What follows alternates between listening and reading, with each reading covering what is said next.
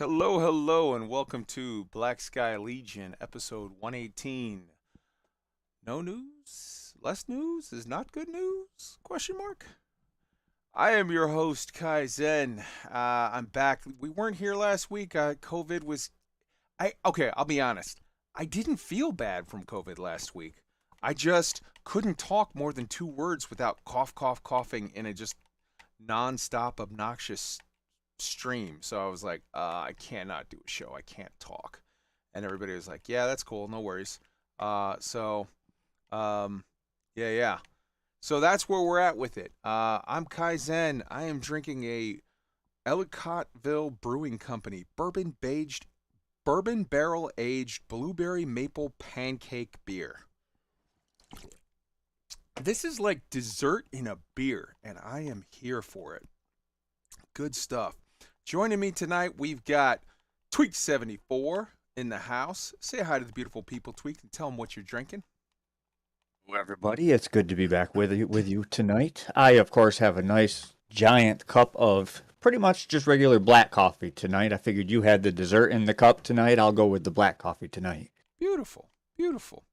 And we also have Lady Rain. Say good night or hello to the beautiful people. Rain. Hey, there we There go. you go. Hi. Good night, beautiful people. Yeah, hi, I'm here. I'm back. It's been a while. Good to see everybody again. Right on. Good deal. And we also have Elix in the house. Say hello to the beautiful people. Hello to the beautiful people. Good evening, everybody. Yes. And what are you guys drinking, Rain and Elix? Right now I'm just drinking some soda because my throat is sore and the bubbles feel good on my throat. Nice. I'm not even going to make a weird double entendre on that one. I'm just going to let it sail right by because you're sick. I'm proud of you. Yeah. I'm proud of you. Yeah, well, you know. Elix, what you drinking tonight, brother? Well, I decided to grab myself a little glass of Matsusalem Ron Gran Reserva 15-year-old rum, Nice. which is from the Dominican Republic, actually. Nice. Good deal. All right. So, we've got some stuff to talk about today. I think we should start with some Boba Fett, some House of Boba. Tweaked. I know you had some feels, and we do want to try to keep it very, very light on spoilers or whatever, but I think the feeling is that it was pretty goddamn awesome, yeah? Well, if you remember me talking about the Book of Boba Fett when the show began, Mm-hmm. I said, so far, it's kind of meh, take it or leave it, nothing real special yet. Mm.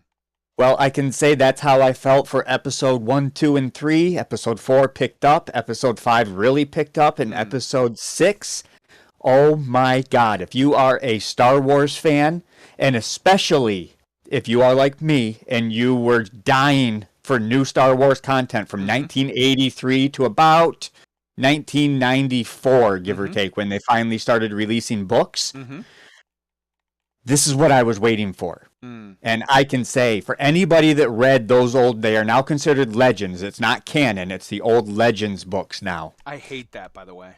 I do hate that they separated that as well, yes. But anybody who read all those old books, you are going to be very familiar with the storyline that Dave Filoni and Jon Favreau are putting together here. They are taking right out of those novels. And they are mixing what we saw in Mandalorian Season 1 and especially Season 2. And they're using the Book of Boba Fett to further that story. And what we saw with, I'll be as spoiler-free as I can be, it will make your inner child. I swear to God, I was grinning like a kid throughout the whole goddamn episode. That's but beautiful. As excited as I was for a couple of the main things, the very end of the show, when I saw a silhouette walking up to the town through the desert, I was looking at that going, wait, that can't be. They're not going to do that, are they? They can't be. And then he got a little closer going, oh my God, they fucking did it. They brought him into live action. Yeah. And I was so damn excited. So I can tell you, if you are a Star Wars fan, you owe it to yourself to watch this. It's all right. You can spoil it. He's talking about Pikachu. Go ahead. Pikachu with that big hat. Yep. Yeah. that was me. Like, are you effing kidding me right now? Mm. And he looks great. And then the fact that they hired the person that was doing those deepfakes. Mm. Well, let's just say that tech, a lot has changed in a year, and it is exquisite now. Nice. To where it was. I mean, I don't know if Tweaked will agree with me on that, Mm. but I looked at that face and of our friend on said planet, not the one with the hat, but you know the other one. I know who you mean. Yep. That And- part. Yeah, they did very well with him. I will say I thought they did pretty well with him at the end of The Mandalorian. Mm. It's even better now. Yes. So That part where Gandalf says, "Live long and prosper, Harry." Oh, that was so good. So good. Quickest way to piss off a nerd. Mm-hmm. Use the Force, Harry Gandalf. Mm-hmm. Yeah, and then it's a picture of Patrick Stewart. Yes, I Yep. love that meme. Mm-hmm. Love that meme. All right, so we're avoiding the spoilers, so we're gonna keep it super light. Other than to say, Book of Boba Fett starts off a little slow. There's a lot of world building. There's a lot of whatever, but it gains momentum, and it is a ride that you will be very happy you took by the time you get to episode 6. So strap in and enjoy, right, guys? absolutely. I'm taking that all from what I've learned from you guys. I have not seen a single episode. I did the exact same thing with The Mandalorian. I wait and binge it after. I don't like to week to week. Some things I week to week. Other things, Mandalorian is one that it's like I want to just go on the ride. I just want to strap in and have all of it. I don't want to. I honestly don't know how you do that because if I actually was home from work on Wednesday, the new episodes release every Wednesday, and I looked at my wife and I said, "We're watching this episode now before you go anywhere." And she's like, "Why?" I said, "Because I know damn well it's going to be spoiled for me. Whether I go to my Facebook, whether I go to Twitter, whether I go to my Google News or YouTube, Yeah. I'm going to see something from it there that's going to ruin it for me. So I want to watch it before that happens." So here's how I do it. I don't Facebook. I don't Twitter. I don't fucking YouTube. Well, I YouTube, but basically just certain things. I don't like. I don't have a online presence. I really just fucking don't. I could not. I don't care. It's all Oh my God! Did you see what Whoopi Goldberg said and the Kardashians did? I'm like, I don't give a fuck. I don't care. I don't want to know. I want to live my life. Let me play video games and look at space shit and not be involved. That's the funny thing about social media, though, is mine has learned me now that I'm not interested in Whoopi Goldberg, but it damn well knows I'm interested in Star Wars, so all that stuff comes over my different media outlets. But I don't open the book of face, so I don't have to worry about getting fed that stuff. But yeah, I get you. All right, so that's that. I'm super excited. Can't wait to get into it. I love it. I love me some Ming Na.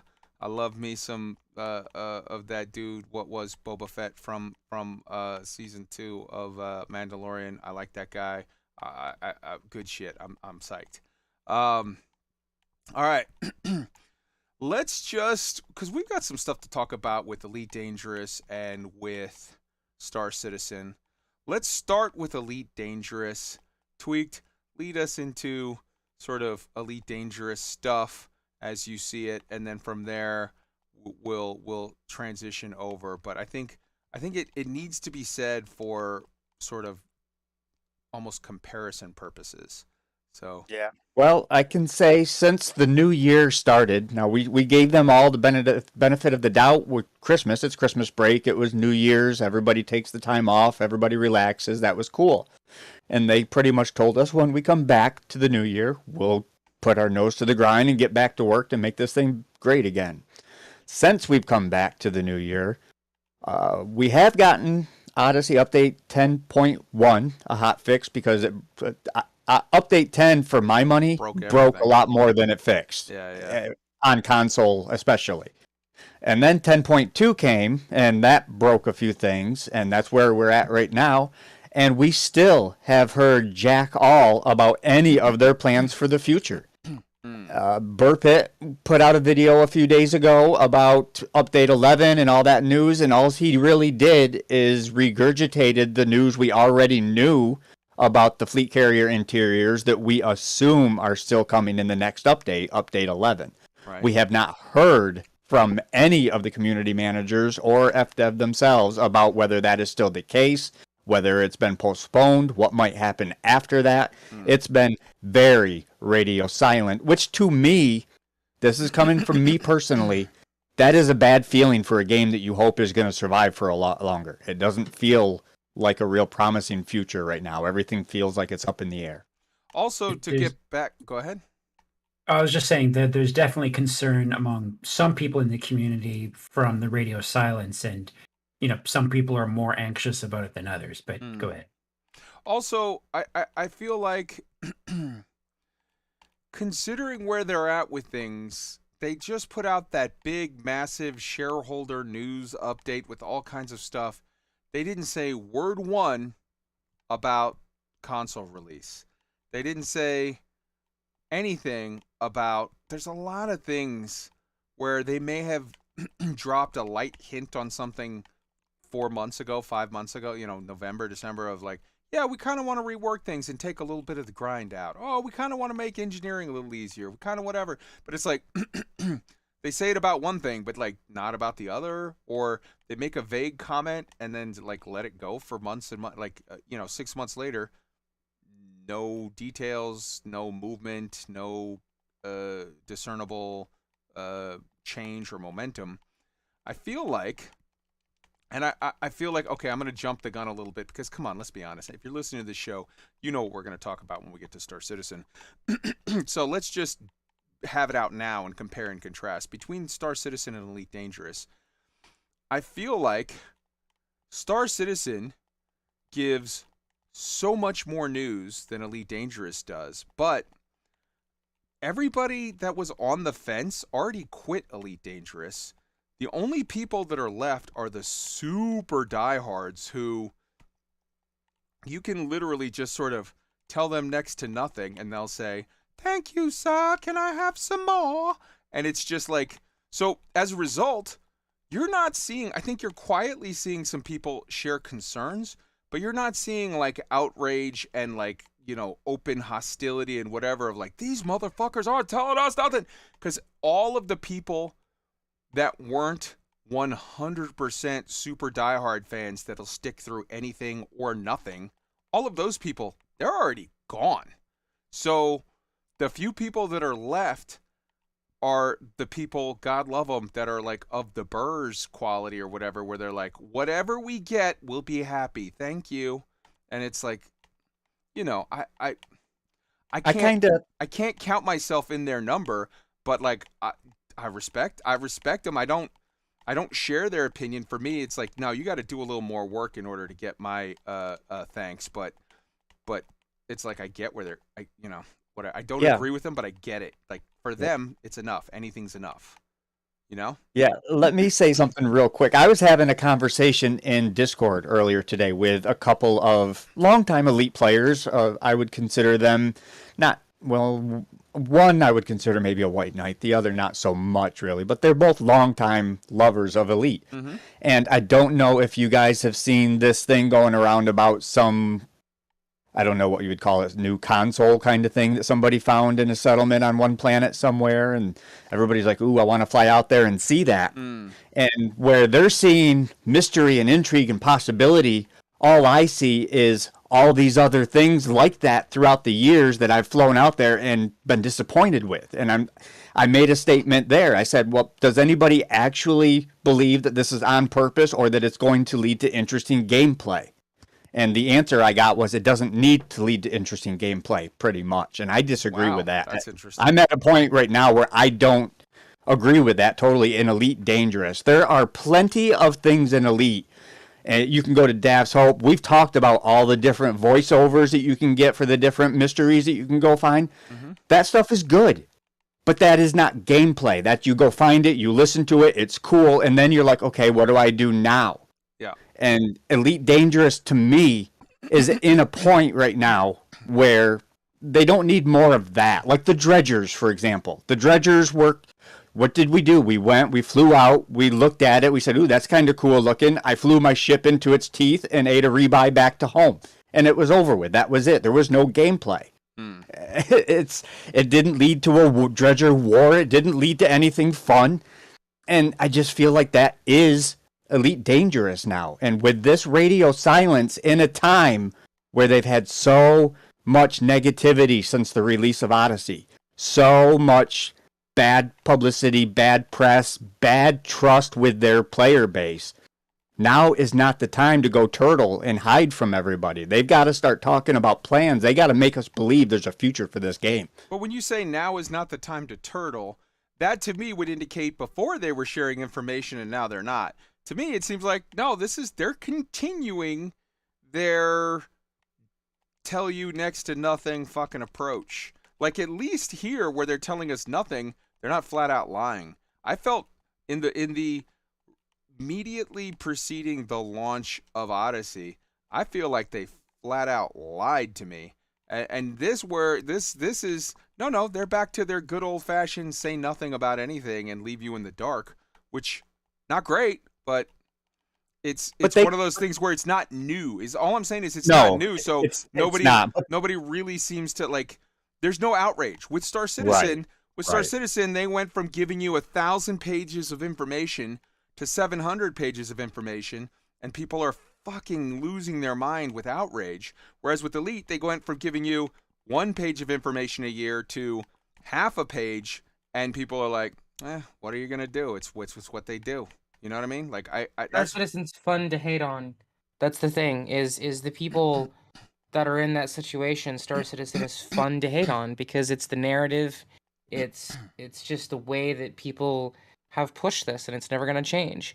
We've had in Star Citizen from CIG the most transparent company I've ever seen in the games industry. Where else can you go and see, hey, this is the exact number of devs working on this feature, and whether they're full-time or part-time, and this is the estimated time of how long they're going to be working on this feature. It's not a guarantee. It's not, quote, finished when the time on the progress tracker ends, but it's these devs are working on it, and I can point to whether they're full-time or part-time. And with Elite, the entire existence of Elite, you have never had that.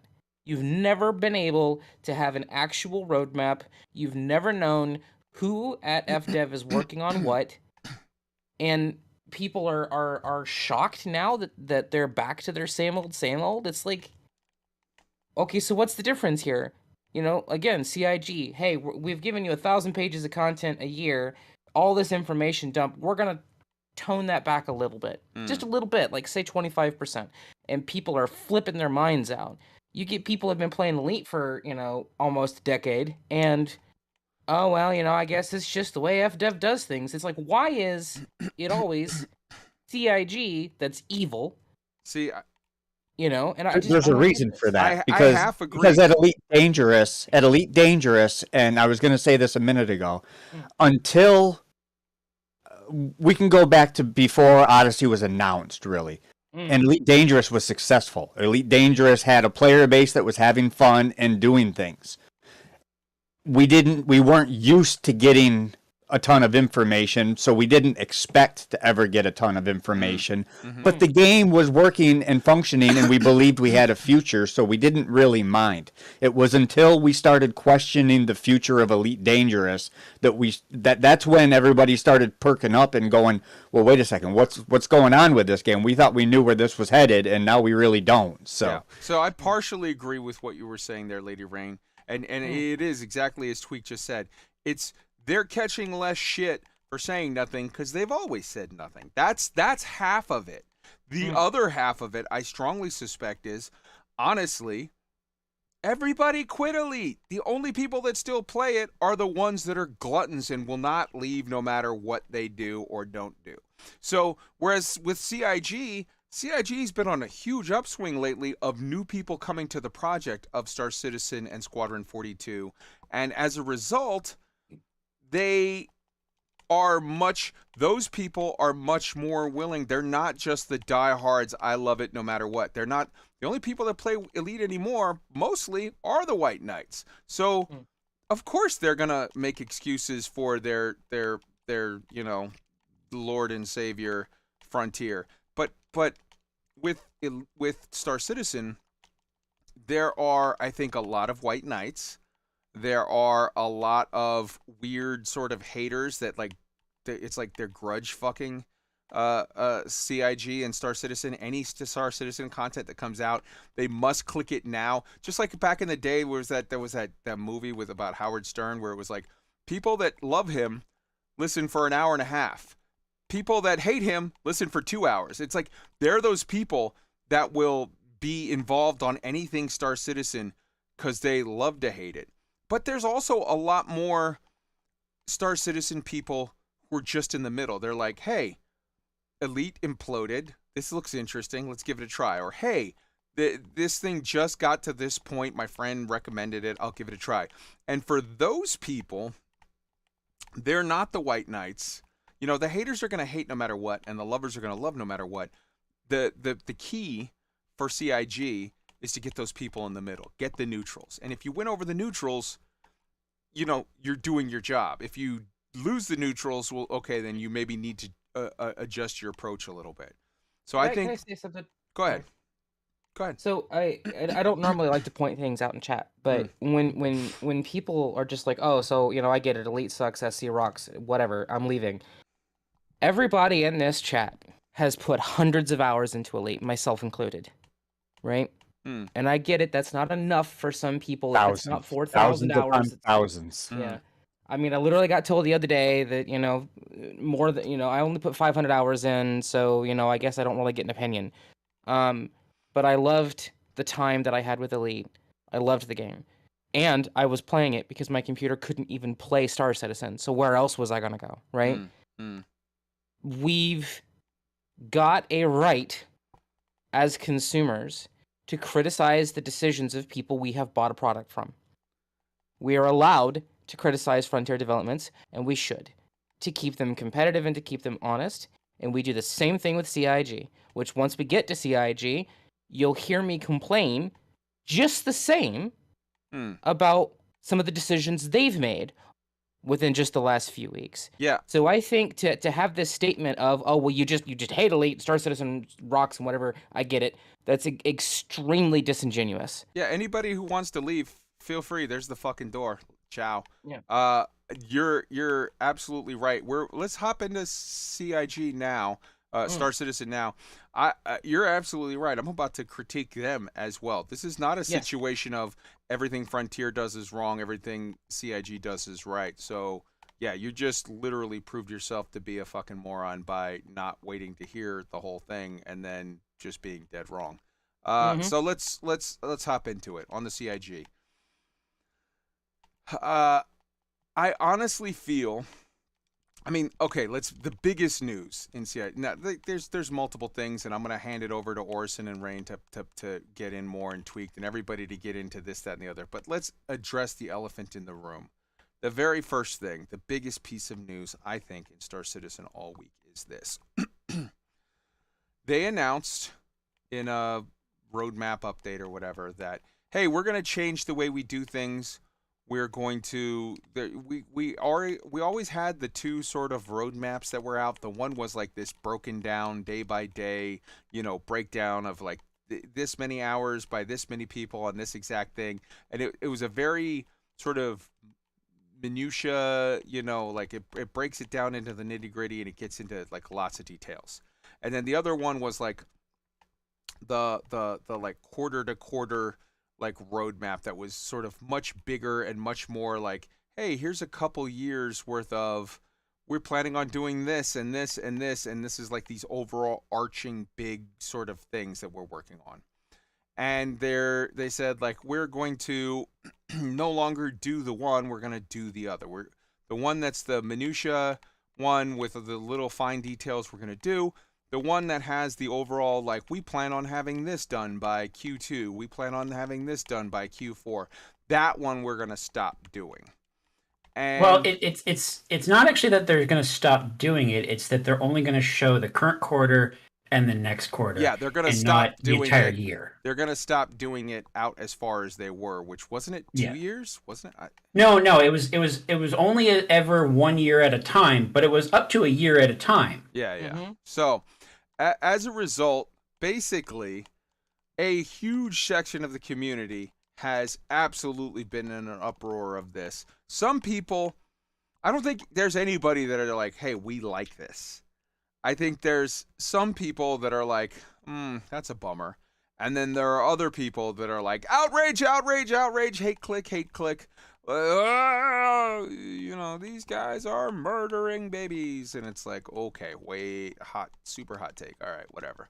I'm going to tell you my feeling on this, and I've explained this to the cast before the show, and I am going to encourage them to share their feelings as well. But here's my feelings on this. Maybe this was a good idea based on the metrics, the access to information that they have behind the scenes that I don't have. Maybe it wasn't. I suspect that this might not have been the move. I suspect that this might not have been a great idea. But I can't honestly tell you with any probability, like any real certainty, like, no, this was a huge mistake. Maybe based on what they have, it's like, hey, look, this is just less hassle than eating the outrage that we get, whatever. What I can tell you, and I feel, I could be wrong, but I feel fairly certain about this feeling. The way they rolled it out was problematic. It was very, very, very suboptimal. Had they addressed this by having a video with Jared, or even better, Chris Roberts out there saying, hey man, here's where we're at with this. This project has now advanced from the phase that we were in before. The phase we were in before was more, we're working on these overarching huge projects of like building the tools to do A, B, C, D, and E, whatever. And these are things that, we kind of measure by the quarter. We're going to try to get this done in the first half of the year, or this done in the second half, or this done in the first quarter, or whatever. Like big, long projects that, whatever. They could have come out and said, hey, good news for us. We've graduated past that point. We're now at the point with this particular project where that is not as useful because we're now working on smaller things. We've built the tools to build the universe. Now we're actually fine-tuning things. We're getting much more advanced in what we're doing.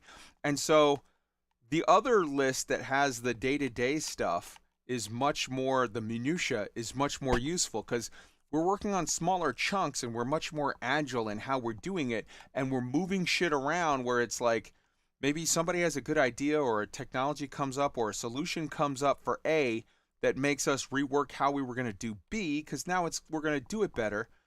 I feel like had they had Chris Roberts or Jared or somebody, one of the pillars, come out and spin it the right way and kind of explain it properly, I honestly feel like the haters are going to hate it no matter what. The lovers are going to love it no matter what. But the neutrals would have been more or less okay with this. And I feel like the neutrals didn't really like this. I feel like they took egg to the face. CIG took egg to the face over this whole thing. And I feel like they really rolled it out poorly. And they could have done a much better job on it had they not just put it blandly in a roadmap update and written it in a way that could really be read to be almost punitive, almost like, well, you children can't play with your toys right. You keep pitching a fit, so we're taking away this toy. And I feel like, man, that was a mistake. It was a PR blunder, and they've had a couple. They've had a couple recently. I feel like nerfing the Ion the way they did.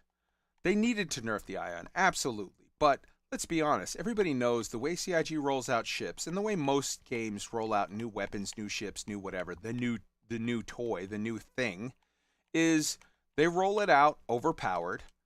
People get to play with it for 6 months to the year in its overpowered state. And then they balance it properly for the good of the long-term health of the game.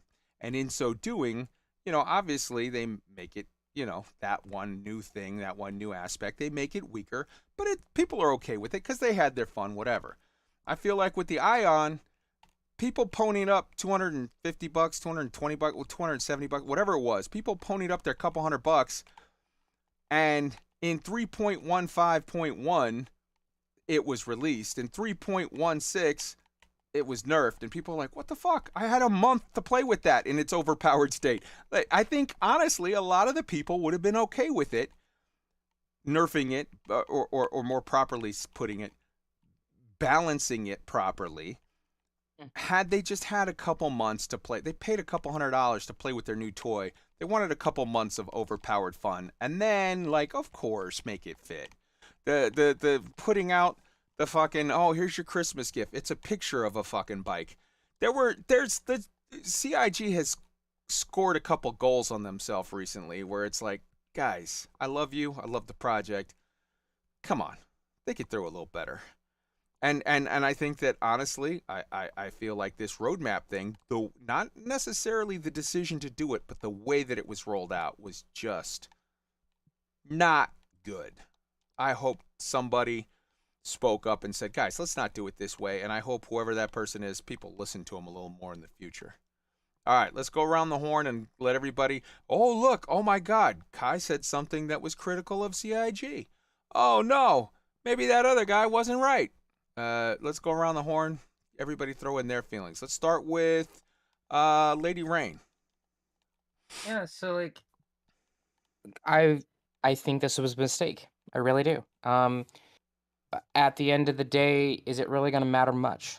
Well, no, because you're going to see right now on the release view, you're going to see 317 and 318. You might have seen 319 and 320. So you've went from seeing 3 to 4 quarters out to seeing 1 to 2 quarters out. Oh my dear God, you poor things. However will you cope? Now, is this probably going to be good in the long run? It might be, because then people who think they know what they're talking about with game development can't get on live streams and YouTubes and things like that and speculate and get mad when features shift and speculate about how stupid the devs are and why a feature shifted or whatever, never realizing this is human beings that are working at an office. But I still think overall this was a mistake. This was poor timing. This was poor messaging. We didn't have a lead, which, get up in front of the community and explain to us, again, like Jared or Chris. Chris seems MIA a lot lately, which is really disheartening and really upsetting. I don't want to speculate why he's MIA as of late, but he very much is, and that's not good. As somebody who, again, as people who've watched the show for a while know, since I started hanging out, I'm a professional in this industry. I've shipped 4 games. I've been working in the games industry for 10 years. I'm a professional community and media relations manager. I've done marketing. I've done quality assurance. I've done PR and, relations, you name it. And I'm going to be the first person to tell you that, I've been there when it comes to how gamers react to things, holding a coworker as they cried because of the crappy stuff that they got in the email. Or, being bummed out, because you've just pulled a 12-hour day to get a patch out and people are pissed off. It does not feel good. However, you don't say that. You just don't, because it doesn't matter that it's true, that it's the people who are on the outside, who are sitting in their chairs, armchair DevOpsing, who think that they know how development works and they don't. It doesn't matter that it's true that they're the cause of this. The vocal minority, the people who are the know-it-alls, the well-actually crowd, the people who will sit and speculate about things. It doesn't matter, because at the end of the day, everyone is going to use this group of people is what's causing us to make this decision, as the whole community has done it. So bad timing, bad optics, bad messaging. Where is our leaders? Has this actually impacted anything? No. 317 and 318 are still on release view, and you can click on the progress tracker and see all 750 devs and what they're doing and whether they're full-time or part-time. Hey, For example, right now, do you want to know who's working on EVA Tech 2? One designer, 2 animators, and 2 engineers. And the 2 animators are working part-time. You know how I know that? Because it's still fucking there. So go find me another game right now, another studio that gives you that information at that level of granularity, right? But to be clear, you're saying you don't really agree with the decision per se, and you don't think it was rolled out well. So the guy just a minute ago that said that you are nothing but a white knight for CIG is clearly full of shit. All right, Tweet, your thoughts on it? Yep. I don't think it's as big of a deal as what everybody's making, quite honestly. I do think, and this goes for any business, at least in this country. I've never been out of the country, so I can't say if it holds same in other parts of the world, but typically speaking, you don't want to blame your customers, even if it's true. In this case, I do believe it's true. As Rain was just saying, the vocal minority, for example, I haven't been in Star Citizen much more than, I don't know, what, 6 months or so now?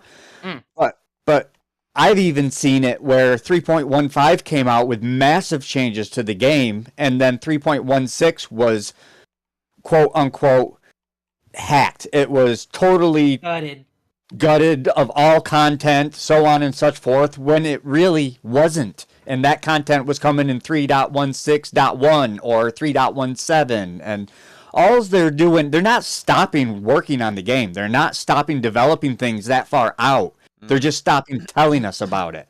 And if you remember, I said it on this show a while back, I don't get excited for patches that are coming a year from now. I get excited for the next one. Because what changes from this next one to what changes from a year from now is going to be massive. Because creating any video game is far different than building a house or building a car or something that has a known way of doing it. Much less building what CIG is trying to do with Star Citizen, where they are swinging for the moon. This has never been done. There is no other game that is doing what this game is doing as far as no load screens, the physicalized elevators and trains and all that kind of stuff.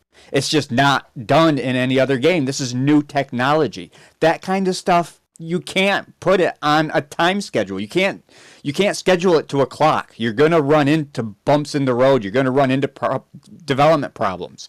And I hate to say it, but when they start getting chastised, and I saw some comments aimed at a developer a couple days ago, it was pretty disgusting, really, the way they were being spoken to. And those types of people are the cause of what is happening now. As far as our day-to-day enjoyment of Star Citizen, it's not going to affect it one bit. They're still planning on a patch a year from now. They know what they're working on. They're just not going to tell us so that we can't throw a fit when it gets delayed a month or two. And I, for the record, I felt the exact same way with regard to Frontier. I feel like it's absolutely fine to call Frontier out on, holy shit, you guys didn't do this or that, or you lied about this or that, or you are failing to do this and that. I feel that the people that decided to message Dr. K directly and criticize her or chastise this person or that person, if you want to shit on the company as a whole, whether it's Frontier or CIG, I feel like, okay, fine. I may agree with you, I might disagree with you, but that's fair game. You can do whatever you want. If you want to shit on Art for Frontier because he's the community manager, if you want to pick at him directly or give complaints at him directly, I kind of feel like that's okay. If you want to pick at Jared directly, those are the professionals that deal with the public, whatever. But when you fuck with the devs, those are not PR people. Those are not forward-facing people. Those are not the people that deal with complaints, whatever. Jared will tell you, hey, if you got a complaint, reach out to me. Talk to me. Art will tell you, hey, if you got a complaint, reach out to me. That's their job. The guy who animates stuff, or the woman who works on AI pathing, or the fucking, woman or dude who works on, inputting fucking motion physics for, you know, how wheels bounce on a fucking road or whatever.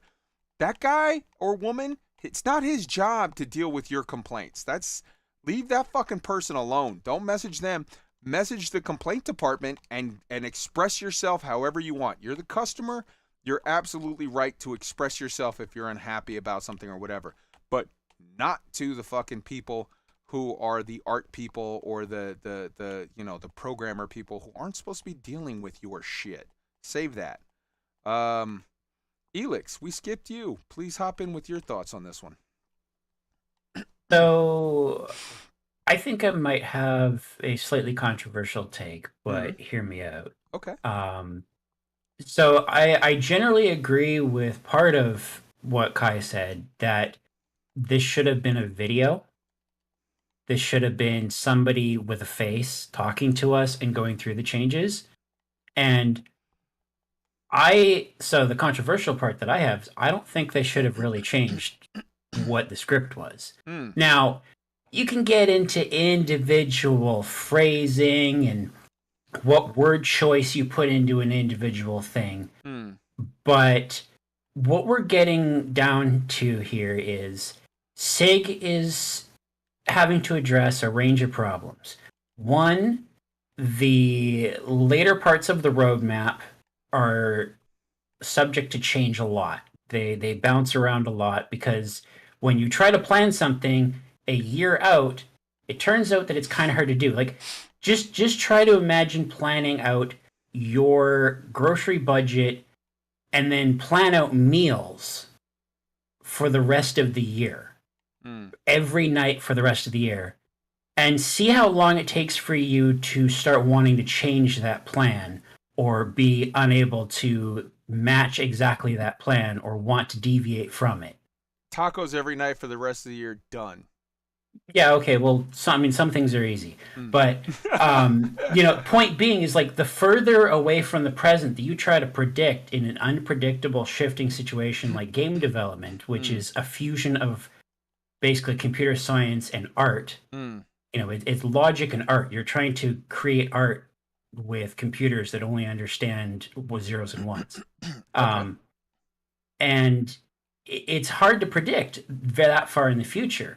So at once, they were providing incorrect information in the sense that the later parts of the roadmap were not very valuable because the information didn't represent much. And even though they had the disclaimer, this was not transmitting to some portion of the backer community and the general public. This is a problem. And not only did they have an information problem, but that information problem was causing secondary problems that were causing collateral damage, including harassment of their developers. And I have no doubt that this is happening because you see it everywhere.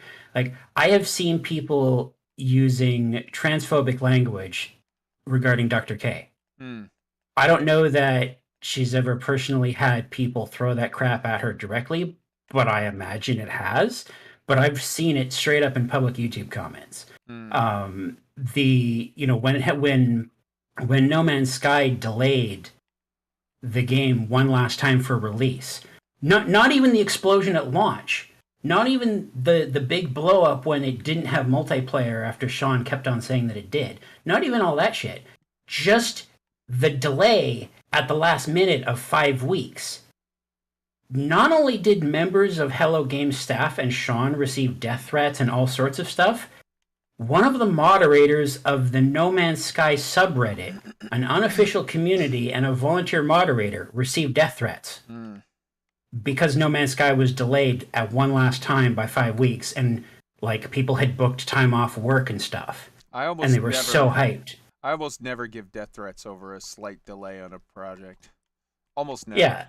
Yeah. And so, like, this is a problem.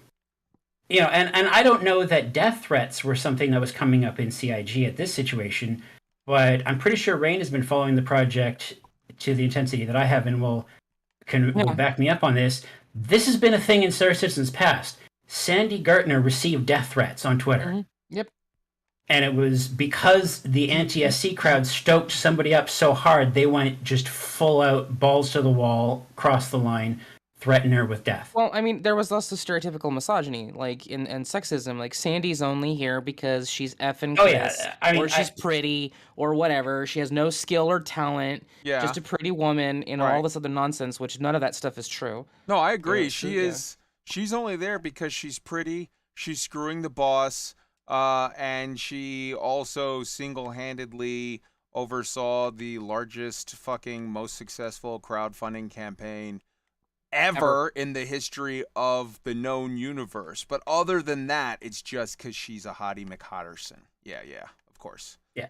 I didn't want to make it all about Sandy, but like No, that, but it's true. This has been a persistent problem, and so that's why I'm saying this is actually what SIG should have done. Now, you can get into the exact wording of how they worded it, and it was definitely a mistake to do it as a text post and not as a video with a face with somebody. Whether even if it couldn't have been Chris, even if it was just Jared, even if it was just Xylo, he's still a community manager. He's still part of the communications infrastructure of CIG.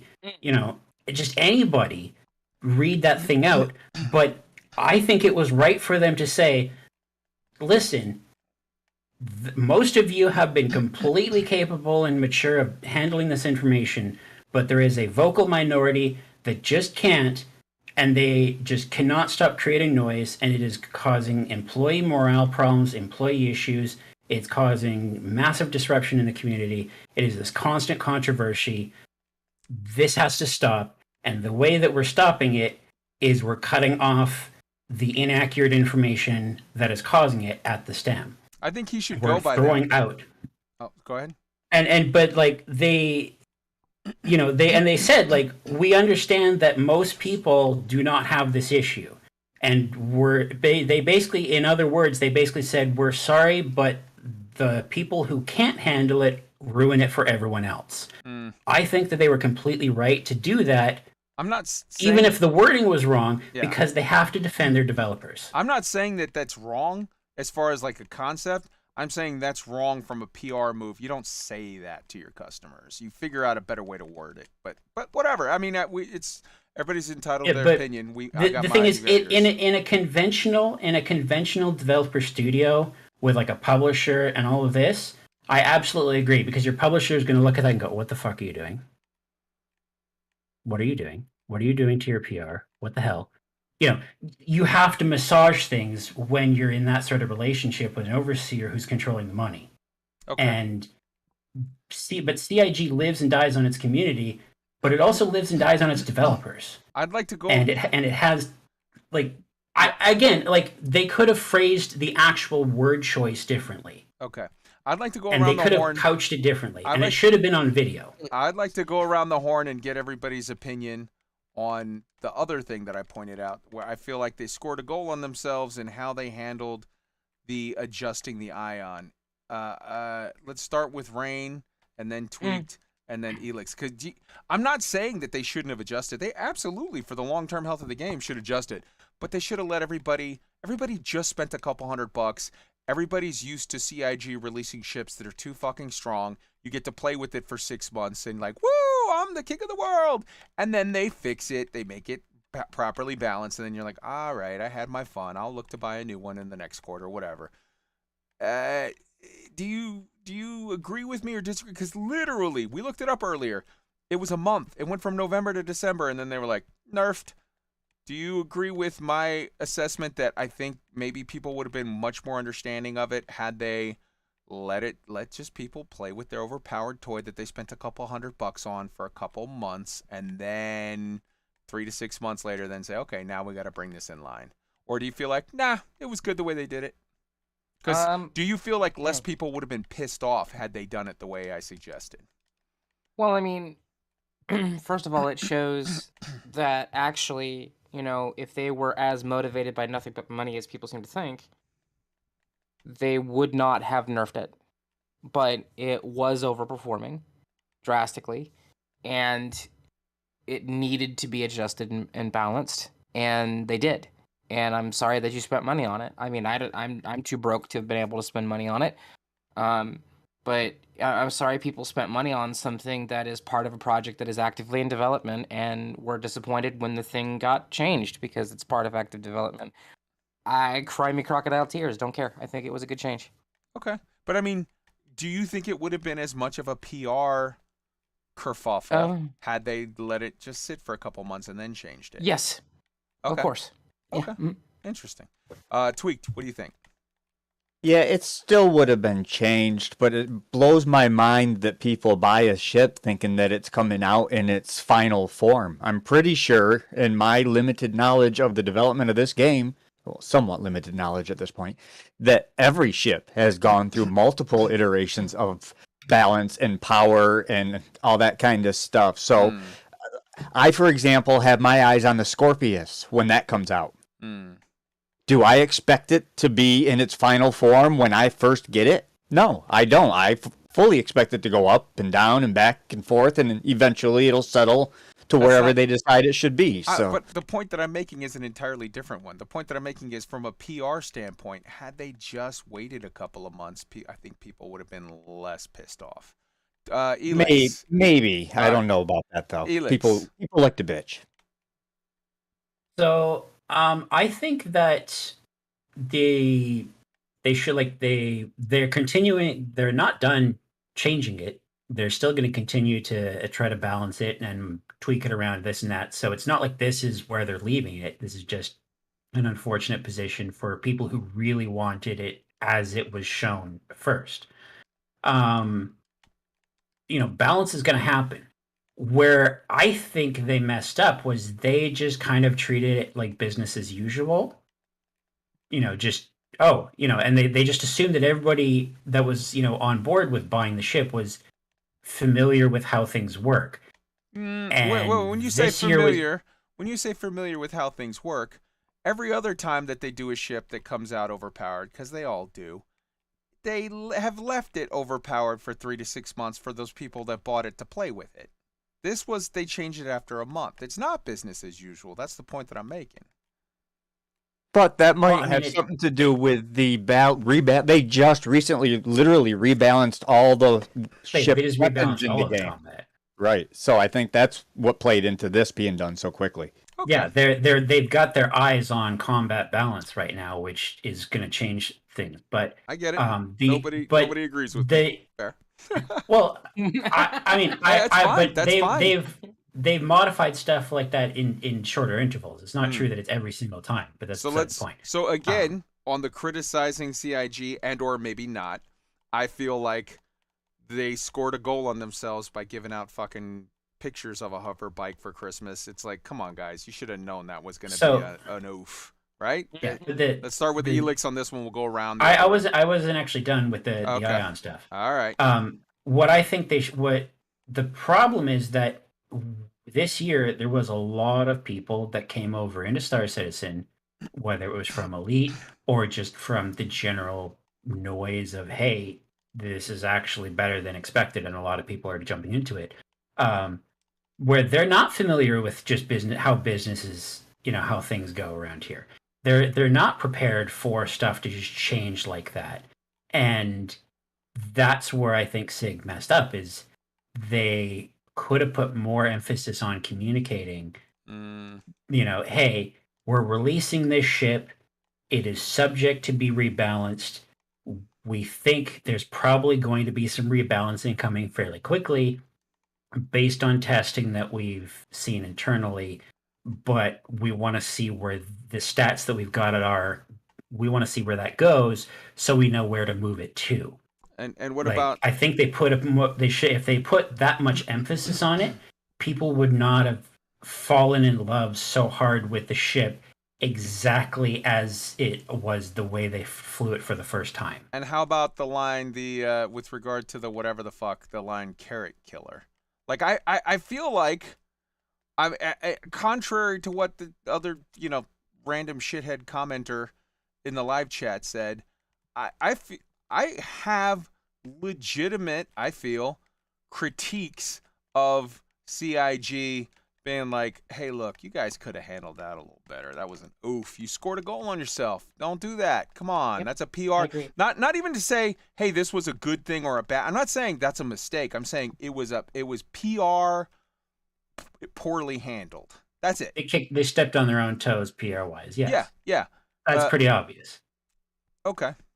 So with the Carrot Killer line, I mean that's such a huge thing that it's really muddled. I think that they could have handled that. They could have responded sooner and actually jumped into it, because they waited, like, I mean, how long was it? I don't even remember how long it was before they actually said, like, well, it was just this one dev's opinion, that wasn't official marketing.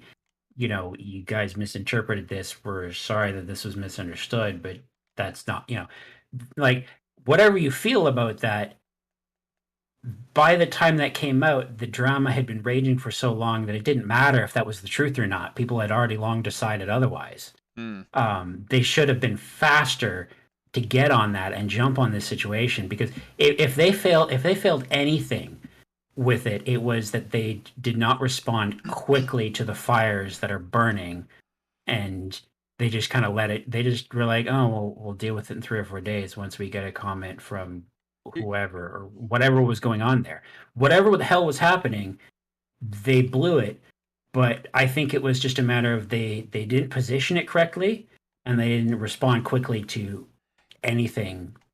Here's where you know, like for both of these. Here's where you know that was a dumb comment. There was like a week or two later, even Jared in an ISU or whatever, he was like, "Ugh, Carrot Killer." Like he actually was, and it was like, "Wah wah." Okay. Lady Rain, your thoughts on Lady the Rain's Carrot Killer? Just said. Sorry. Lady Rain's just said AFK. So Yeah. Tweaked. Your thoughts on the Carrot Killer comment and on the here's your Christmas present. It's a picture of a bike where everybody's gonna think it's a bike. Yeah, both kind of ouches. The Carrot Killer comment, I think I said it when this happened. It sounds like something that one dev said that was probably working on it. I mean, these devs work on these ships. They're kind of like car people, you know. One person loves Ford, the other loves Chevy. These people have their favorite ships and hatred for the other ones too. So they probably had some running gag against the Carrack, and he just happened to say it in some interview, and everybody ran with it. To me, that was no big deal at the time, and God knows it's not true. The Carrack is such an amazing ship. It's just somebody from CIG kind of stepping on their own toes, shoving their foot in their mouth. And the Christmas present, a picture of a bike. Gee, thanks. I get a picture. I can take a gazillion screenshots in game and make those my screensaver. I don't need wallpaper from CIG. It'd be nice to have like playable items. Here's the thing, though. The year before, we got one thing of items, and that was it. So this was even though they gave several wallpapers and a few like forum badges that really don't mean anything, there were still more playable items this year than ever before. Paint jobs for ships that most people don't have. And well, you might not have it now, but you might have one in the permanent game when you can just earn any ship you want and keep it forever. Which is why I downloaded it and I claimed it. Yes, that is 100% true. Now, free is free, right? I want to be clear. While I'm not a white knight, I have been fairly critical of CIG tonight in how they have unrolled some things. It doesn't change my feeling on the project as a whole. I'm just saying, hey guys, stop scoring goals on yourself PR-wise. Like, it's been a rough couple months for them scoring goals on themselves with a lot of PR stuff, while they've been doing good work on the project as a whole. So, it doesn't change my idea of the project as a whole. You know what I'm doing right now? Right this moment? Right this second. What are you doing? Right this second, Kai, the last few weeks, you've been playing New World while doing the show. I'm in XenoThreat as we speak. Yeah. XenoThreat 3 started earlier today, yeah? Started yesterday, 4 o'clock yesterday afternoon. Beautiful. That's good shit. That's really and good if you want to get into it, we can, but... Hell yeah. All right. But on that, I didn't want to run away on it, but on that one, so... I understand, and again, this is SIG trying to do a cool thing and not quite realizing that they've got a whole lot of fresh blood that doesn't really have a feel, Mm. and more not even so much of a feel, but an expectation of what is and isn't normal for SIG. Mm. Because I even saw, so the first time they put out the wallpaper and it was the Valkyrie distributing presents. Basically, just they put a Valkyrie in front of New Babbage and then photoshopped snow and rain and all that over it, and then put some presents in there. And somebody asked, "Do we get this for free?"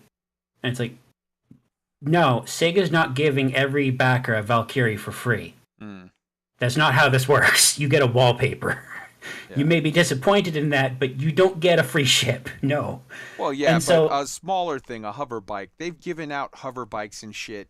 They've given out the Drake and whatever as a signing bonus and whatever. So that's Yeah, but somebody more still had to spend believable. money. That's much more. Somebody still had to spend money for a referral bonus. That's the thing.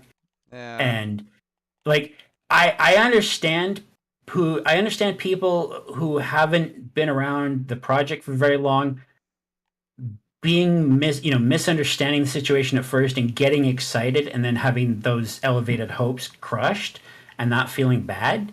Yeah, I get it. And I Felix, think having the buildup of the 12 days finish on a wallpaper Mm. was probably a mistake. I think if it had finished on the knife, that at least would have been cooler. Yep, Mm. I agree with that. Agree. So they picked the wrong thing. But I think and again, here's me with the controversial opinion. At some point, you're complaining about free stuff and how the free stuff that you got is not enough. Oh, no, because you no. expected To to be get more clear, free stuff. To be clear, I'm not complaining about it. What I'm saying is, Yeah, you're talking about how this is an own goal. They scored a point on themselves PR wise there. Just don't give people. There's no way that Jared, if he was in that room, didn't speak up and say, "Guys, let's not." I also want to point out one other thing, and then I'm going to give the floor to Rain. Xylo, in comments after this all came out and in the controversy, said, I'm already looking at ways that next year the 12 things will be in-game items for every single one.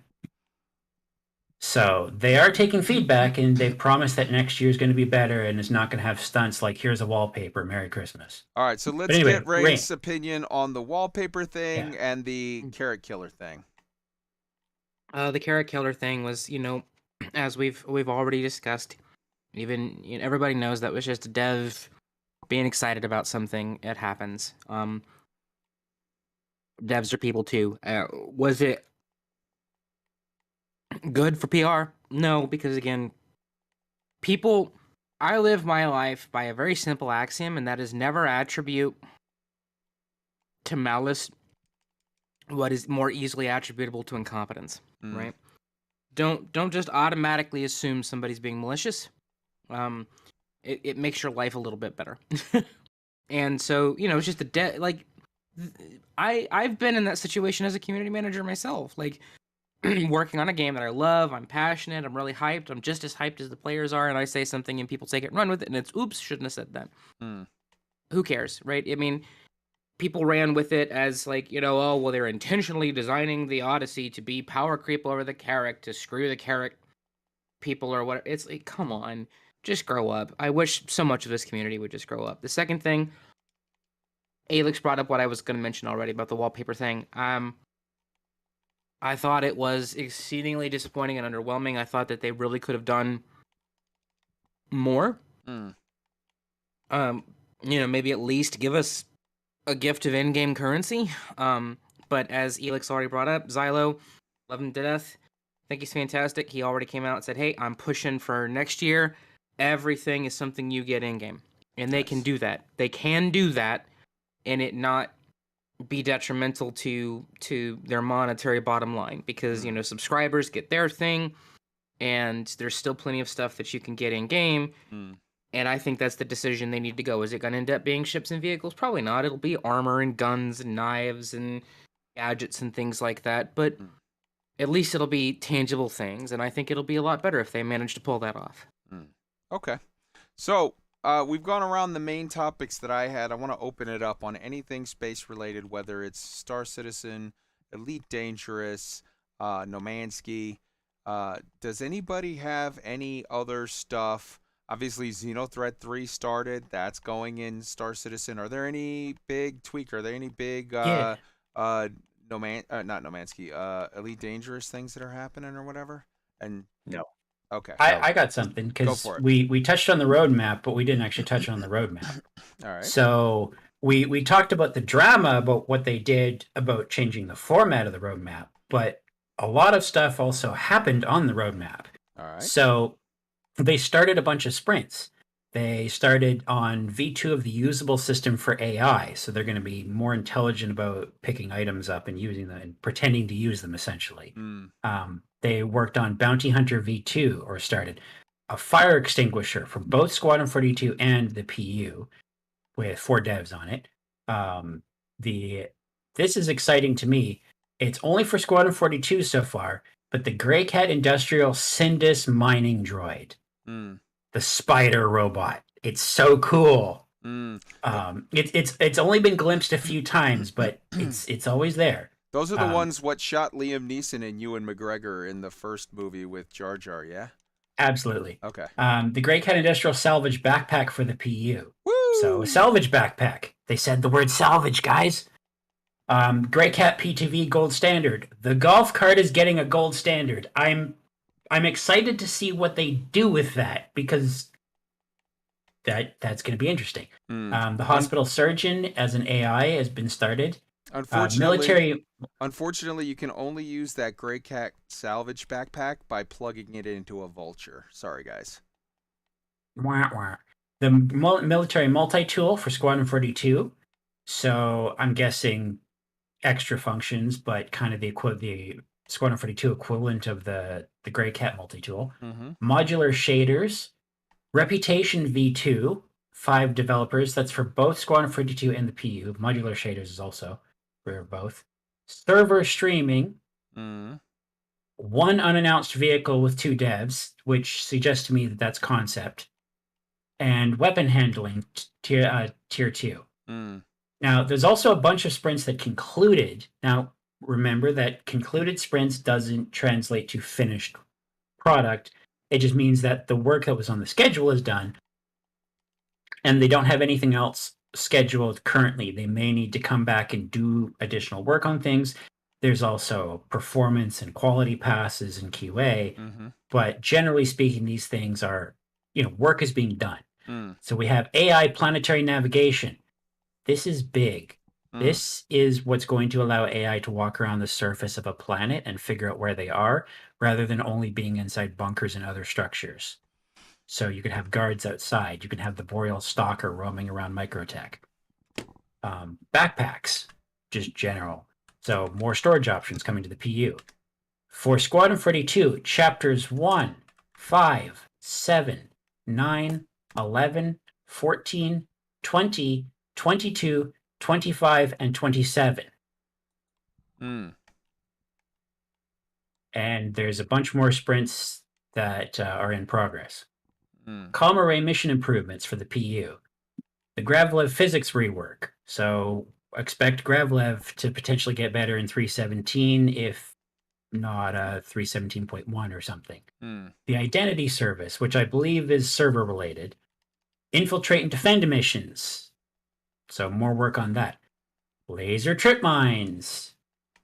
Probably to go into 3.16.1. Map and radar system rework. This is big because this is part of the Moby-Glass overhaul and kind of overhauling the whole experience. That's also for Squadron 42 and the PU. Mining gadgets. Stick them on, let them go. The NPC tracker service, which I presume is a back-end thing. Proximity mines. Refinery ships by two devs. Rescue transport missions. Rescue/transport missions. Rest stop hangar replacements. So I guess they're doing additional work on the rest stops. Subsumption service and server mission logic. Well, I think this is streaming and server meshing. Isn't that server rest stop hangar replacement, isn't that part of the, because they're redoing the hangars how they work, where it's like you're gonna pick shit up from like the cargo elevator and have to load it or whatever, so that's gonna require like a whole rework of the entire hangar system. And obviously it's going to be, stations are going to have one kind of rework or whatever, and rest stops might have a slightly different flavor of that. The Right. laser trip mines are in now too, right? They did come in with 3.16.1. I came across some of those laser trip mines on a derelict. So, let's Kai, go ahead. yeah, to answer your question, Kai, the text for rest stop hanger replacements is creating exterior pieces for small and medium hangars that allow them to look and function properly as part of overall space station exteriors. So it looks like it's more like spacescaping than reworking the interior of the hangars for technical reasons. Okay. So That's obviously coming, but they one of the casualties of the roadmap shuffle was that Persistent Hangars has been moved around and basically been rescheduled to somewhere else that currently we can't see. okay. So And the last thing that was concluded was Xi'an Cargo, which is necessary for the Raylan. Yeah. Anyway, go ahead. So I feel like there's Actually, I want to correct myself. Xi'an Cargo is for Squadron 42, so it's likely a ship we'll see there in its concept. But go ahead. Go ahead. So I feel like there are a couple new things to actually Star Citizen that we should talk about. Hold on one second. So obviously, version 3 of XenoThreat is up, so that's awesome. And running so good. You can tell they put a lot of work into this one compared to the last one. Yeah. So that's like, all right, cool. But with regard to, there's also the derelict stuff that I don't think we've really gotten into. Do you guys want to take a minute real quick? I know we're the show's wrapping up. We're pretty much done, but do we want to take a minute and go over any changes that have happened with XenoThreat 3 and or your thoughts on these derelicts, these caterpillar derelicts that are out there and moving stuff and all that shit? For me, I really don't care about XenoThreat. I've done it. It's happening again. It's cool. It's fun. We got the Skunks Discord's got 1,500 people on it. We got like 40 people playing right now, and as people saw, we were number 5 for Jumptown. Go Skunks. I'm actually, as an explorer, more interested in the derelict system, and because we actually have things to go explore, and there might be NPCs there. There's as Tweak said, there might be traps and stuff to deal with, and it's just more. There are. I've been there. Oh, okay. Yeah. Do you have something blow up in your face? Well, yeah, I don't know if last I knew, like, I think Elix has been in Final Fantasy. You've been in other games. I know Kai's been in that other world. I think I'm pretty much the only one that's been playing this game, Star Citizen, nonstop. So as soon as they came in game, I went hunting for them, and they're cool as fuck. There are multiple levels to these wrecks. It's usually a caterpillar, I believe, and yeah, there's laser trip mines. Like, I had to take a the multi-tool you can put the tractor beam on to do the cargo for the XenoThreat and stuff. I took one of those with me, and I moved some crap that was on the ground around to set the laser mines off so that I could get in, and then you had to climb up top to crawl through this place to get down here, and there's loot boxes in there. They're very cool. I haven't found too many of them yet. I've done 2 of them. They were both different. One was different from the other. They're very cool, very atmospheric, very gives you a very cool, I don't want to necessarily say exploratory feel, but you're kind of exploring, but you're kind of like on guard for combat at the same time. You're watching out not to fall. You're trying not to step in the fire. It's a very cool addition to the game, and it's a nice break from the constant combat or the space trucking or whatever it is you like to do. You get to see some different places, see some different things. I found one of them basically on top of a mountain.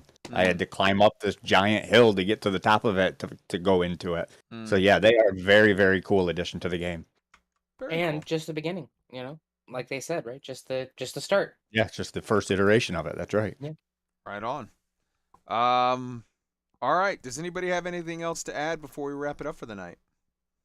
No, I got a headache, so. I don't think we should gloss over XenoThreat quite so easily. I Go know for it. Expound. Rain said that she's done it. It's boring. I disagree. To me, it's every bit the most epic space battle you will play in a video game. Period. It's the epic end battle to a Star Wars movie where you've got the X-wing fighters flying around and explosions happening everywhere. That's what it is, except for you don't have the rubber banding, you don't have the lag, you don't have phase 3 bugging out every time when you're trying to get into it. The work that CIG has been putting into this in the PTU is showing. It works every single time for me now, and I've been in it. I was in XenoThreat from about 4 o'clock yesterday afternoon to about 2 o'clock in the morning, and I've been on it a good portion today. It's working a whole lot better. Well, I'm Tweaked, picturing- in my defense, I've been in this game for 9 years. I'm sure were I to come running to you tomorrow and be like, Tweaked, I finally got an aircraft carrier, and you're sitting there like, yeah, I've got two, whatever.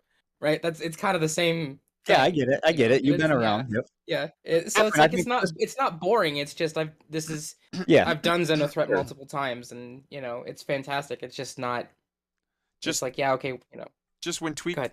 Tweet was there and he's like, it's working. I was like, Yes. it's so cute. I picture him as little Anakin in the pod. It's working. I did So- XenoThreat 1. I did XenoThreat 2. I loved them both. I'm gonna try XenoThreat 3. I'm gonna get in and give it a go.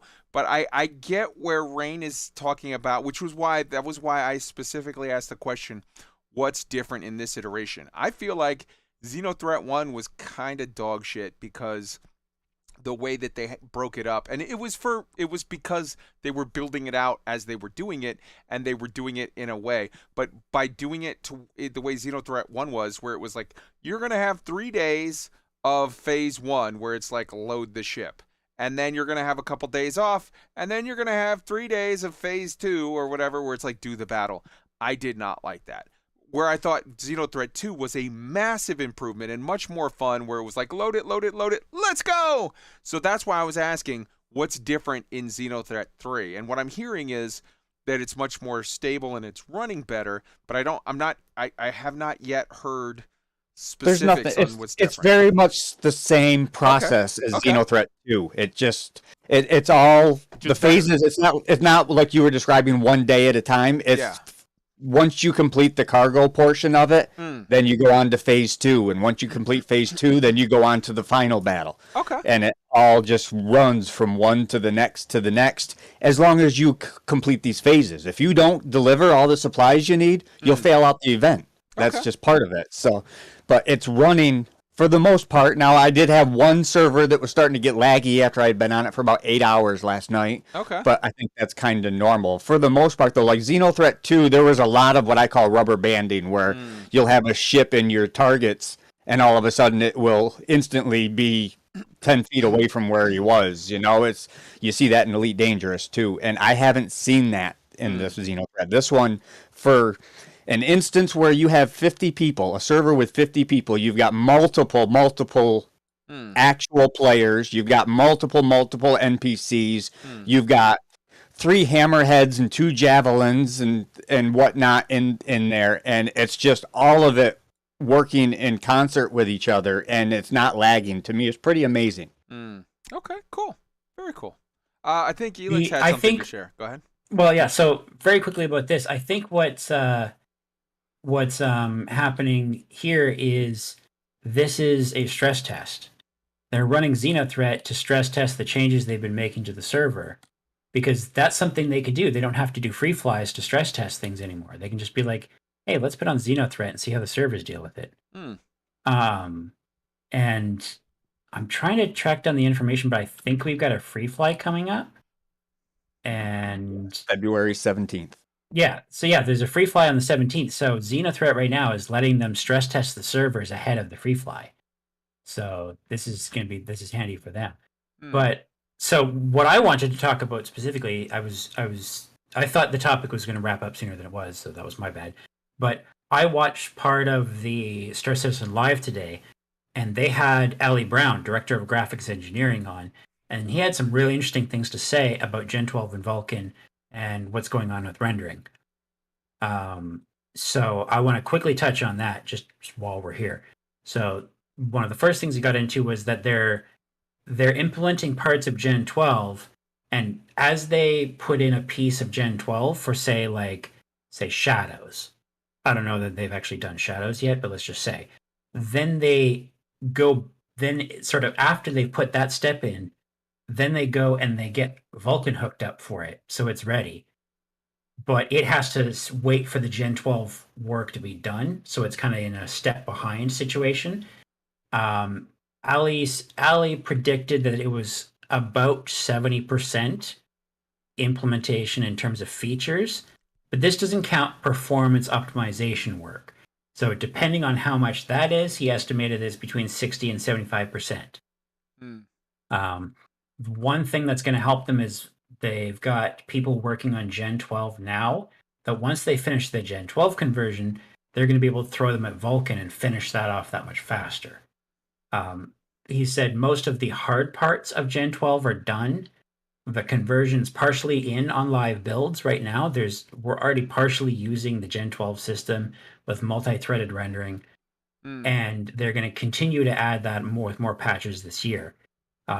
Gen 12 is increasingly multi-threaded, and as they add more, where you're going to see benefit is people with lots of cores that aren't necessarily super fast should see more benefits. Whereas right now, everything is all about single core performance and having that as high as possible.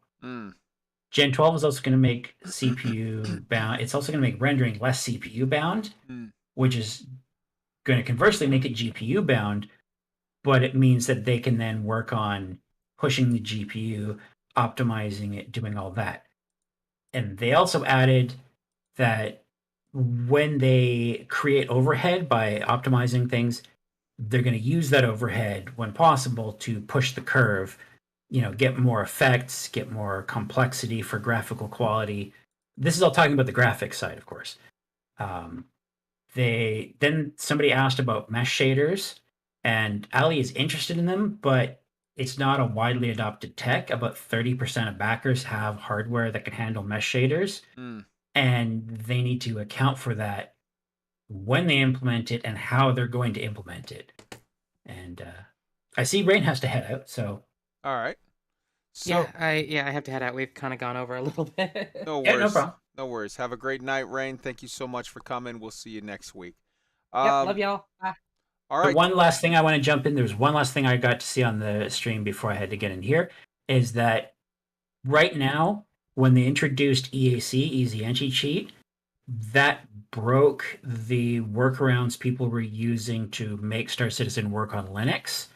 And by squirming this in under Vulkan and stuff, they got them to ask it. But basically, the short answer is Epic and EAC is looking into it so that they can sort this shit out so it works and people can play it on Linux again. Right. But anyway, that's all that I had to say because that's as far as I got in the stream. All right. I think we've had a full-on show, and I think it's time to call it a night. Tweak, say goodnight to the beautiful people, and add anything else you want to say as a closing thought. Closing thoughts. Wow. If you need money and you're playing Star Citizen, I can tell you this event is the way to do it. I started my playtime yesterday at about 730K. I will cross over the 2 million mark before I shut it off tonight. So it's very profitable. And please, if you're a Star Wars fan, I beg of you, watch Book of Boba Fett with an open mind. It's not 100% perfect, especially the first couple episodes, but it gets there. We are at episode 6, and it's knocking it out of the park. I think what it is that it was building up to it. Yeah, it seems like. Yeah, it was a lot of where was Boba Fett for the 5-6 years after Return of the Jedi. It was a lot of that. Why is he the person that he is now instead of the feared bounty hunter we knew then? Okay. And that's what it was building. So, but that was fine and it was okay. But now it's like in full gear and it's just kicking ass. All right, cool. Let's see, Elix, your closing thoughts. Yeah. So I think the only things I really have to say is that remember that in the case of Star Citizen and in a lot of cases for like most games that are live service or live servicey, it's often a sprint. It's often a marathon, not a sprint. And that's especially true in Star Citizen's case. So you kind of have to keep your expectations with that in mind. And also, I also just want to remind everybody, regardless of what the context is, Star Citizen, anything else, in your interactions online, remember that there is a person with feelings on the other side of the screen. And hopefully they will also keep that in mind when they talk to you. But Yes. anyway, have a great night, everybody. And I hope you enjoyed the show, even if we spent most of it talking about drama. I've got 2 closing thoughts to share with you. Yeah, hopefully next week it'll be more like, oh, okay, some like pleasant stuff or whatever. Because I'm not a hate click guy. I don't want to go for that. My 2 closing thoughts are: number 1, The Silent Sea, brand new show on Netflix, Korean drama where they go to the moon on a mission to find out what's going on at this weird base to the moon where they were told it was this, but then they find out that it's that, and like, oh, interesting. I'm on episode like 2. It just dropped like today, and it's like, wow, that's kind of fucking cool. I don't know, but like, I can't. I'm in. So far, it's interesting. So check it out if you want. If you have Netflix, it's free for you. So go get it. And my closing thought number 2 is, fuck the engine on my car dying and me having to spend $30,000 today to get a brand new Nissan Altima 4-wheel drive. But, I should say one more thing too about Star Wars. If just kind of breaking news that just came across recently, last couple of hours. Apparently, the Obi-Wan Kenobi show that's coming to Disney Plus is coming a little sooner than most of us thought. It's rumored to be coming out as soon as May now, so that's only a few months away. Very cool. Hey, when am I going to get my fucking Stranger Things? Wasn't there supposed to be more Stranger Things by now? Yep. That's actually coming in September, I think I saw. September? It was supposed to be December, like a month, 2 months ago. Blame COVID. Everybody blames COVID, right? God damn it. All right, well, if you got Amazon Prime, Jack Reacher just dropped. I know it doesn't involve space, but it looks cool as fuck. I love those books by Lee Childs. All right, I'll talk to y'all later. We love you. Nanu. Be kind, freak bitches. Ciao. Fly safe. Fly safe, and if you can't fly safe, don't fly. Why be dangerous?